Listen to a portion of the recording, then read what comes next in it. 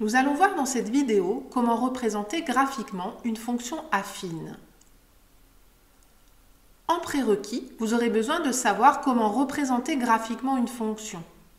Vous pouvez réviser cela avec la vidéo « Représenter graphiquement une fonction ». Commençons par un petit rappel. Une fonction affine est une fonction f qui peut s'écrire sous la forme f de x égale ax plus b, où a et b sont des nombres fixes donnés. Revenons à présent à l'objectif de notre vidéo, représenter graphiquement une fonction affine.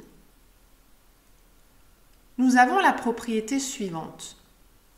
La représentation graphique d'une fonction affine dans un repère du plan est une droite.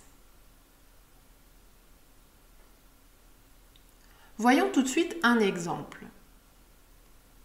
Considérons la fonction f qui à x associe moins 3x plus 2. F est bien une fonction affine, avec a égale moins 3 et b égale 2. Sa représentation graphique dans un repère est donc une droite. Pour tracer une droite, il nous suffit de 2 points. Ainsi, pour tracer la droite D représentant la fonction f, il nous suffit de déterminer 2 points qui appartiennent à cette droite. Pour cela, nous allons tout simplement calculer les images de 2 nombres par la fonction f. Calculons par exemple les images de 0 et 2 par cette fonction. F de 0 est égal à moins 3 multiplié par 0 plus 2, ce qui est égal à 0 plus 2, ce qui est égal à 2.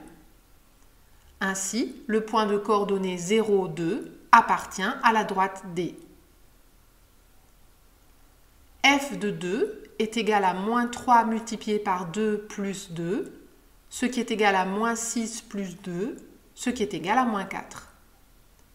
Ainsi, le point de coordonnées 2, moins 4 appartient à la droite D. Il ne reste plus qu'à tracer la droite qui passe par ces 2 points. Il s'agit de la représentation graphique de la fonction f. Notez bien que nous avons calculé ici les images de 0 et 2, mais nous aurions pu choisir 2 autres nombres. Nous aurions obtenu 2 autres points appartenant aussi à la droite D. En effet, si on calcule l'image de moins 1 par exemple, on obtient f de moins 1 qui est égal à moins 3 multiplié par moins 1 plus 2, ce qui est égal à 3 plus 2, ce qui est égal à 5. Or, regardez bien, le point de coordonnées moins 1, 5 appartient aussi à la droite D. Choisissez donc des nombres qui vous rendent les calculs simples.